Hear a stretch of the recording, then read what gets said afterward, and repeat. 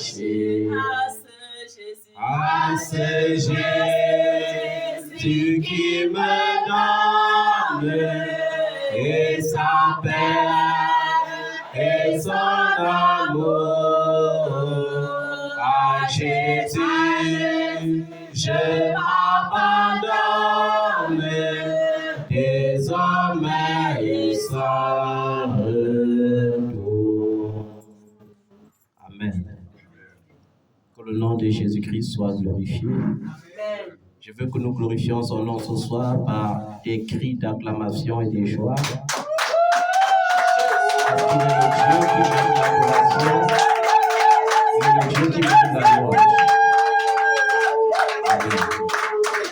Assis sur ton trône, sois loué, Yahweh, Yahweh, sois loué. Assis sur ton trône, sois loué, Yahweh, Yahweh, sois loué. Assis sur ton trône, sois loué, Yahweh, Yahweh, sois loué. Assis sur ton trône, sois loué, Yahweh, Yahweh, sois loué. Assis sur ton trône, sois loué, Emmanuel, Jésus, sois loué. Assis sur ton trône, sois loué, Yahweh, Yahweh, sois loué. Hosanna, Alléluia, Hosanna, Alléluia. Hosanna, Alléluia, Hosanna, Alléluia. Hosanna, Alléluia, Hosanna, Alléluia. Hosanna, Alléluia, Hosanna, Alléluia. Assis sur ton trône, sois loué, Yahweh, Yahweh, sois loué. Assis sur ton trône, sois loué, Yahweh, Yahweh, sois loué.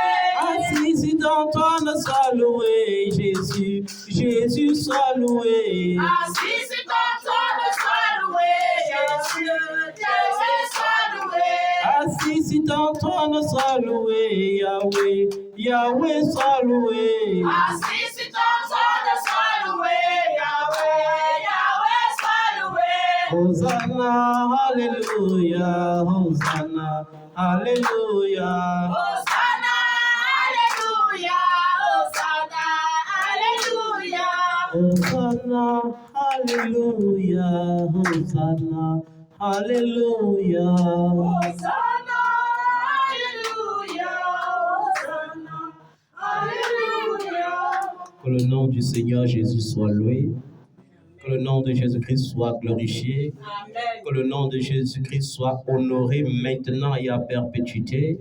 Au nom tout-puissant de Jésus-Christ de Nazareth. Amen. Que l'œuvre de la croix parle en ta faveur. Que l'œuvre de la croix parle en faveur de ta famille. Que l'œuvre de la croix parle en faveur de tes enfants. Au nom tout-puissant de Jésus-Christ de Nazareth. Amen. Que le Seigneur t'accorde sa compassion et sa miséricorde. Qu'il te délivre du péché et de la malédiction du péché. Qu'il t'accorde sa paix et que son intelligence, sa paix qui surpasse toute intelligence, garde toujours ton cœur et tes pensées en Jésus-Christ. Il a dit, il y aura des temps difficiles. Mais malgré ces temps difficiles, ton cœur et tes pensées seront gardés en Jésus-Christ. Au nom tout-puissant de Jésus-Christ de Nazareth. Je prie que tu sois couvert par le sang de Jésus ce soir. Je prie que le Saint-Esprit nous assiste et qu'il reçoive la première place, car c'est lui la révélation, c'est lui la puissance, c'est lui la sagesse, c'est lui la manifestation de la puissance de Dieu. Amen. Tu peux t'asseoir. La semaine dernière, nous avons commencé à étudier ce que c'est que les dons spirituels. Amen. Nous avions parlé des dons spirituels. Est-ce que quelqu'un peut me dire exactement combien de dons nous avions énumérés la semaine dernière? Il y avait combien de dons? 9 dons. Est-ce que quelqu'un peut me les citer? Les 9 dons spirituels que nous avions cités récemment, oui. Nous avons la parole de sagesse. La parole de sagesse. Nous avons aussi la parole de connaissance. La parole de connaissance. Nous avons la foi. La foi. Nous avons l'interprétation. L'interprétation des langues. Nous avons la diversité des langues. La diversité des langues. Nous avons les miracles. Les miracles. Opérer à travers les miracles. Amen. Ok, nous avions énuméré 9 dons spirituels. Aujourd'hui, nous allons parler de la manifestation de ces dons, mais avant, le but, c'est de savoir qui peut exercer les dons spirituels. Et quand nous étions en train de sonder les Écritures, nous nous sommes rendus compte que tout le monde qui est en Jésus, femme comme homme, peut manifester les dons spirituels. Les dons ne sont pas communiqués seulement aux hommes de Dieu, mais les dons sont communiqués à tous ceux qui ont cru que Jésus-Christ est Seigneur. Amen. Conformément à Marc chapitre 16, tous ceux qui ont cru au nom de Jésus peuvent manifester les dons spirituels. N'oublions pas que dans ces dons spirituels, maintenant, il y a ce qu'on appelle la manifestation majeure des dons. Par exemple, un prophète ne peut pas être comparé à celui qui a reçu le don de prophétie. Amen. Parce que celui qui a seulement reçu le don de prophétie, c'est quelqu'un qui a reçu du Saint-Esprit, tandis qu'un prophète, c'est quelqu'un qui a reçu du Père un mandat pour déceler ce qui est présent et ce qui est futur. Amen. Ça, c'est la différence. Est-ce qu'on se comprend bien? Ok, les 9 dons de l'Esprit. Nous avions vu les 9 dons de l'Esprit dans 1 Corinthiens chapitre 18, du verset 8 au verset 10. Et nous allons les classifier en 3 catégories. La première catégorie que nous pourrons appeler la catégorie A est la parole de sagesse. La parole de sagesse. À quoi sert la parole de sagesse? La parole de sagesse donne l'intelligence et cette intelligence donne la capacité de s'exprimer pour résoudre des cas complexes et pour convaincre. Amen. Amen. Et comme pilier du don de la sagesse dans la Bible, nous avons Salomon. Salomon avait le mystère pour résoudre les problèmes difficiles de son époque. Amen. Il avait le mystère.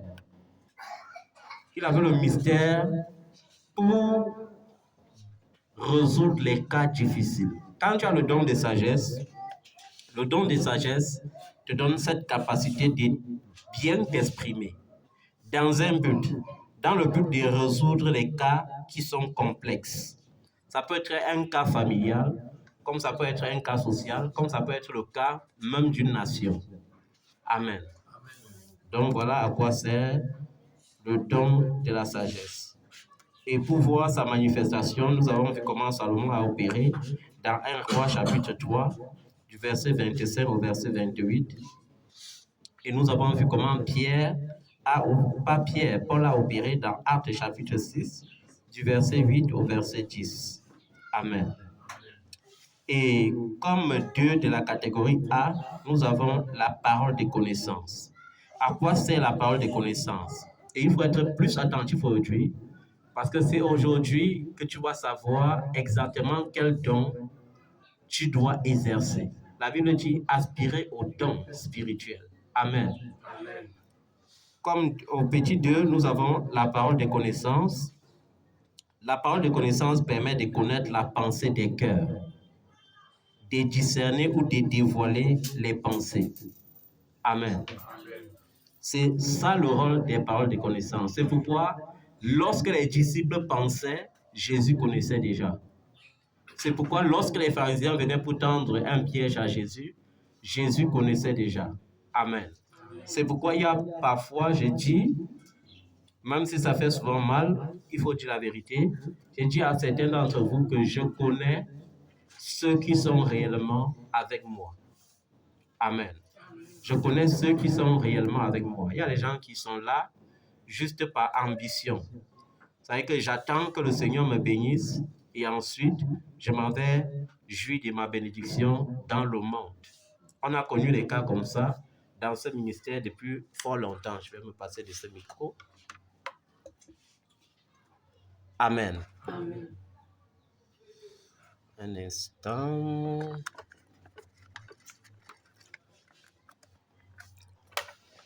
Donc, quand on parle de discerner les pensées, vous avez vu les pharisiens, ou bien parfois, Jésus disait, car il savait ce qui était dans l'homme.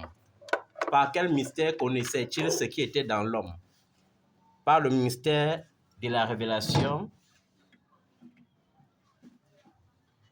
des paroles de connaissance. Amen. Amen. Écho. Voilà. Donc, nous avons vu par exemple les cas et le plus grand garant du don des paroles de connaissance, c'est Jésus.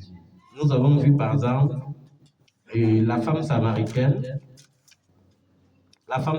qui dit dans Jean chapitre 4 au verset 19, « Seigneur, je vois que tu es un prophète. » Pourquoi est-ce qu'elle déclare « Seigneur, je vois que tu es un prophète » Parce que Jésus a vu que s'il évangélisait la femme sans lui dire les vérités de sa vie, ce qu'elle cachait au fond, les gens n'allaient pas savoir.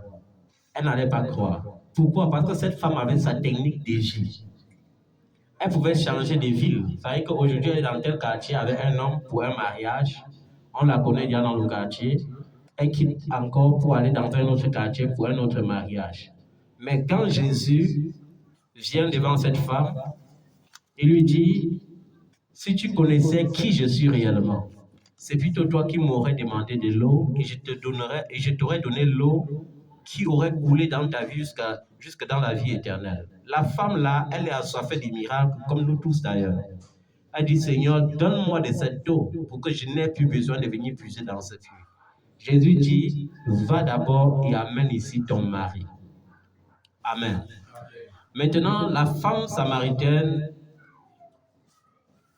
ne sachant pas qui Jésus était, répond, je n'ai point de mari. C'est-à-dire, elle avait honte de dire, je vis en concubinage.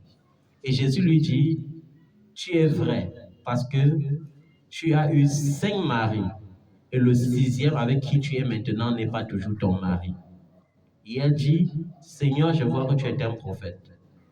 Donc le don des paroles de connaissance te donne le pouvoir de déceler les pensées des gens. Ça peut prendre un secret dans la vie de quelqu'un. Amen. Comme ça peut te révéler la vie de quelqu'un, l'identité de quelqu'un. Comme ça peut te révéler la pensée de quelqu'un. Ça veut dire que je suis en train de causer avec quelqu'un, mais la personne est en train de penser autre chose en dehors de ce que vous êtes en train de vous dire. Le Saint-Esprit, par le don des paroles de connaissance, peut te révéler cela. Amen. C'est pourquoi Jésus, parfois, lorsqu'il disait certaines choses et que ses disciples ne comprenaient pas, et qu'ils partaient faire leur réunion secrète pour murmurer, Jésus leur disait toujours, pourquoi avez-vous cette pensée? Ou bien pourquoi pensez-vous de la sorte? Il leur disait directement ce qui était le centre de l'occupation de leur pensée. Amen. Il y a beaucoup de cas. Il y a le cas d'Ananias et Saphira dans Actes chapitre 5 du verset 1 au verset 11. Actes chapitre 5 du verset 1 au verset 11. Vous avez vu comment un homme et une femme, par imitation. C'est pourquoi il est important de ne pas vivre par imitation, ni dehors, ni dans la maison de Dieu. Ananias et Saphira étaient dans la classe des riches dans leur église. Mais Ananias et Saphira voulaient faire du bien par imitation et non avec le cœur. Amen. Alors, ils ont vu comment les riches de leur assemblée vendaient leurs biens et venaient déposer aux pieds des disciples et aux pieds des apôtres pour que les apôtres partagent aux pauvres dans l'église. Et je vais insister un peu là, je vais un peu sortir du couloir de l'enseignement pour mettre une parenthèse. Notons que lorsque les riches déposaient leurs biens aux pieds des apôtres, ce n'était pas pour que les apôtres s'enrichissent avec. Ce n'était pas pour que les apôtres achètent les jets privés avec. Ce n'était pas pour que les apôtres ouvrent les comptes bancaires avec. C'était pour que les apôtres s'occupent des pauvres de l'assemblée avec. Amen. Et c'est la nuance d'aujourd'hui. La nuance d'aujourd'hui, c'est que un homme de Dieu peut recevoir 2 milliards. Il ne mettra même pas 100 millions au service des pauvres dans l'église. Il doit préférer plutôt dire, Dieu m'a révélé d'acheter un jet privé pour être tout ponctuel dans son œuvre. Il doit préférer acheter les meilleures voitures de luxe. ils vont préférer marcher sur les tapis rouges, acheter des gorilles pour se protéger. Amen. Et notons également que dans ce siècle, il y a beaucoup d'Ananias et de Saphira. C'est-à-dire qu'ils ne font pas avec le cœur, mais ils font pour être vus par l'homme de Dieu ou bien par l'assemblée. Amen. Donc, Ananias et Saphira ont vu des riches qui vendaient leurs biens et qui venaient donner aux apôtres pour que les apôtres créent l'équilibre dans l'assemblée en s'occupant des pauvres. Et il y a autre chose. Quand les apôtres ont vu que cette tâche pouvait les discriminer, qu'est-ce qu'ils ont fait? Ils ont dit, prions pour que le Saint-Esprit localise cet homme rempli de sagesse et d'intelligence et ils vont s'occuper de ça. Amen.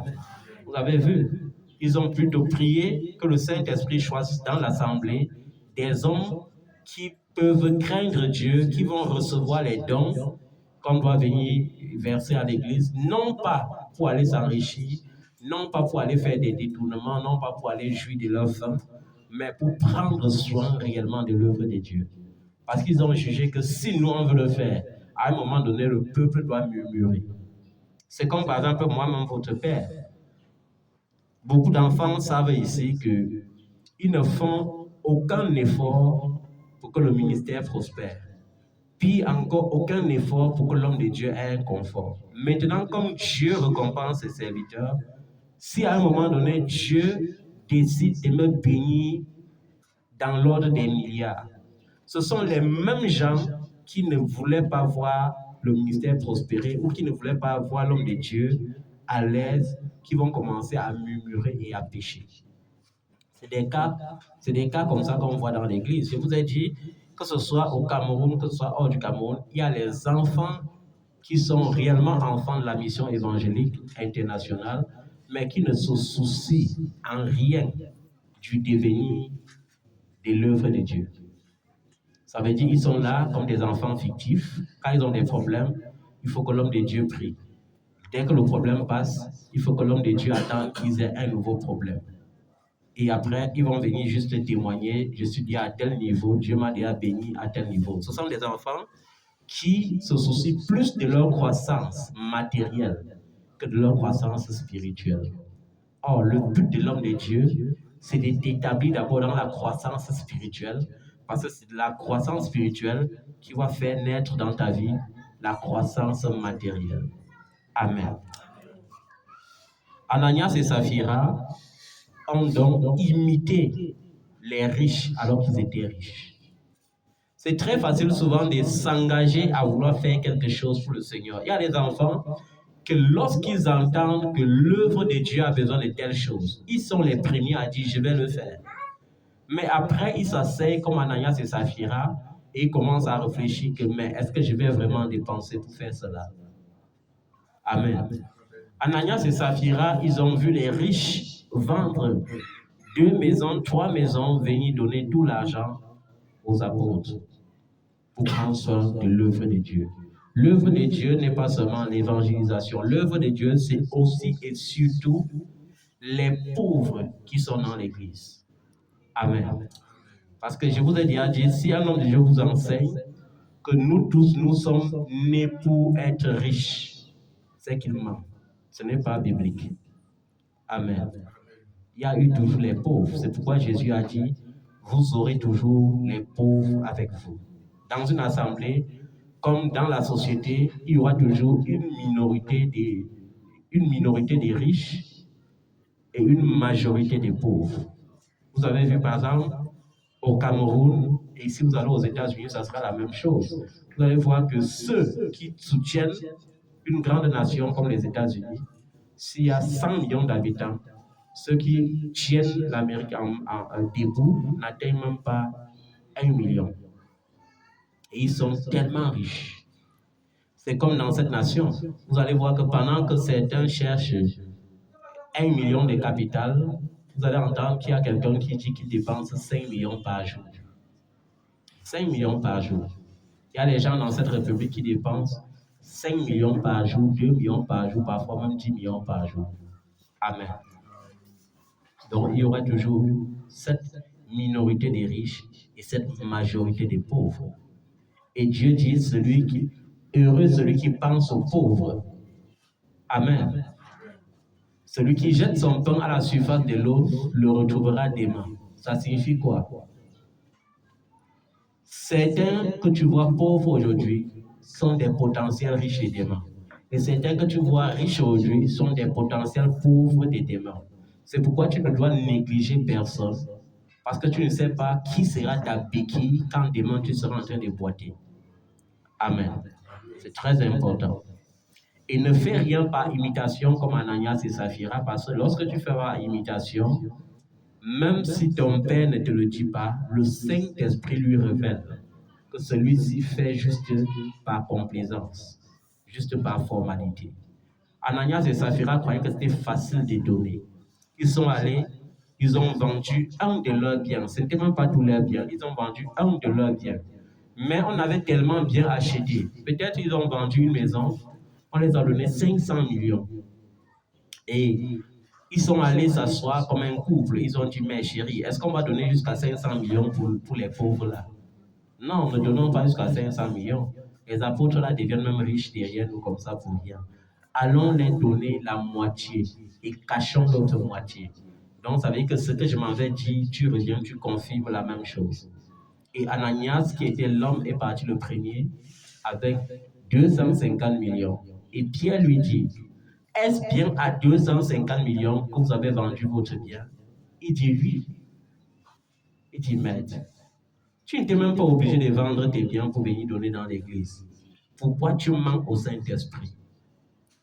Et au lieu que Ananias se repent, il a confirmé son mensonge. C'est pourquoi la Bible dit que l'Esprit l'a frappé et il est mort sur place. On a transporté son corps et sa femme, ne sachant pas que le mari était mort, est venue et a confirmé le mensonge et la même chose lui est aussi arrivée. Il y a beaucoup d'Ananias et Saphira dans l'assemblée aujourd'hui et je pense que c'est parce que les hommes de Dieu intercèdent beaucoup que l'Esprit de Dieu ne les frappe pas. Nous devons faire attention pour ne pas être comme Ananias et Saphira.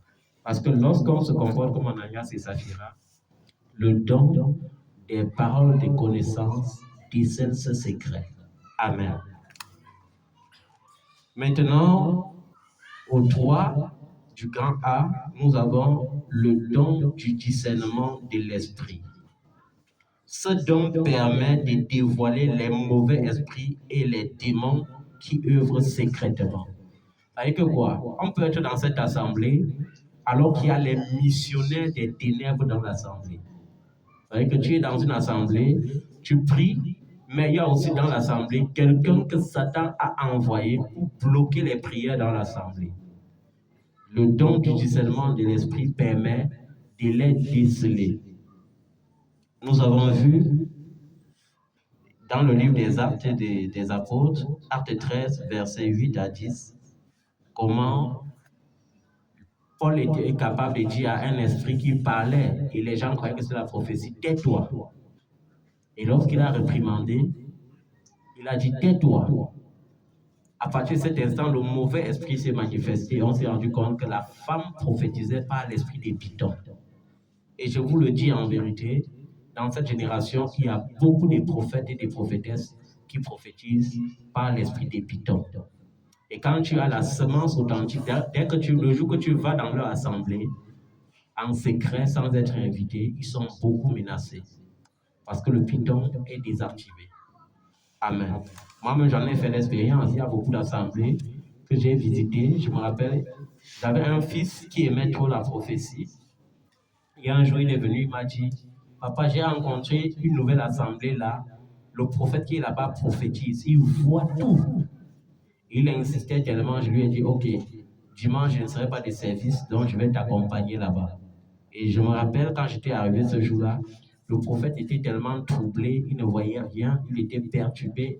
Et il a eu l'accès de colère pendant tout le culte. Il grondait tout le monde. Oh, tantôt, le pianiste ne joue pas bien, tantôt le guitariste ne joue pas bien, tantôt il n'écoute pas bien la voix de Dieu. Vous voyez, donc c'est ça. Amen. Amen. Donc, dans Actes chapitre 16, du verset 16 à 18, vous allez voir d'autres exemples. Et la catégorie B que nous pouvons appeler les dons de puissance. La catégorie B, nous pouvons appeler la catégorie B les dons de puissance. Donc, comme quatrième, qui fait partie des dons de puissance, nous avons la foi. Amen. Notons que le don de foi n'est pas à confondre avec la foi commune qui est liée au salut de l'âme. Amen.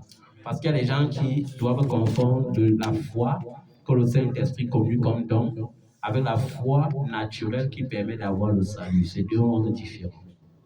Dans Éphésiens chapitre 2, verset 8, nous allons voir des exemples. Et comme exemple de foi, de ce genre de foi dans la Bible, nous avons vu Abraham. Abraham a cru en Dieu et cela lui a été imputé à justice. Vous savez que Abraham a cru au surnaturel parce que le don de foi permet d'accomplir ce qui est impossible.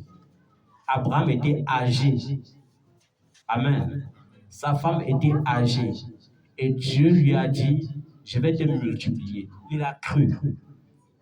Amen. Si tu n'as pas le don de foi, tu ne peux pas croire en ce qui est impossible. Comme par exemple une femme qui parle à l'hôpital, on dit, tu es monoposée. Et elle rentre dans la présence de Dieu et elle croit que Sarah a enfanté à 90 ans. Et elle dit, Seigneur, tant que je n'ai pas 90 ans, je crois que je peux encore concevoir. Et elle conçoit et ça dépasse la science. Amen. Donc, c'est ça. Donc, le don de foi permet d'accomplir ce qui est impossible. Comme dans Matthieu 17, verset 18 à 20. Ce sont des exemples. Comme dans Romains 4, verset 19 à 22. Comme le cas de la femme qui souffre la perte de sang. Dans Matthieu 9, verset 21 à 22. Nous allons voir également le cas de David face à Goliath. Vous allez voir un homme qui est géant, Goliath, qui menace tout un peuple, c'est-à-dire toute une armée. L'armée d'Israël peut-être était composée de plus de 10 000 hommes. Mais un seul homme les menaçait tous. Un seul homme les menaçait tous. Mais David, qui était encore enfant, avec l'esprit d'un enfant, vient et le don de foi lui permet de comprendre que par l'Éternel qui sert, il peut renverser ce géant. C'est pourquoi lorsqu'il prend même l'épée du roi Saül, il voit que l'épée pèse beaucoup. Il dit que non, je ne suis pas habitué à ce genre d'arme. Il dépose l'épée. Il choisit quelques cailloux dans le torrent. Il prend sa fronde. Et pendant qu'il court et que Goliath est en train de se moquer, suis-je un chien pour qu'on m'envoie un enfant? Tu es un enfant, je vais t'écrabouiller. Lui il dit, tu viens contre moi avec ta lance et ton javelot, mais moi je viens contre toi au nom de l'Éternel des armées. Quel est cet incirconcis qui ose insulter l'armée du Dieu vivant? C'est pourquoi lorsque David lance son caillou, c'est la puissance de Dieu qui projette le caillou dans le front de Goliath. Et c'est comme ça que lorsque tu commences à voir Jésus comme un Jésus qui a tout vaincu, tes problèmes commencent à être des solutions devant tes yeux. Tu commences à voir les problèmes géants comme n'étant rien du tout. Parce que la puissance de Dieu rend tes problèmes inférieurs à toi. Et c'est le but du don de foi. Amen.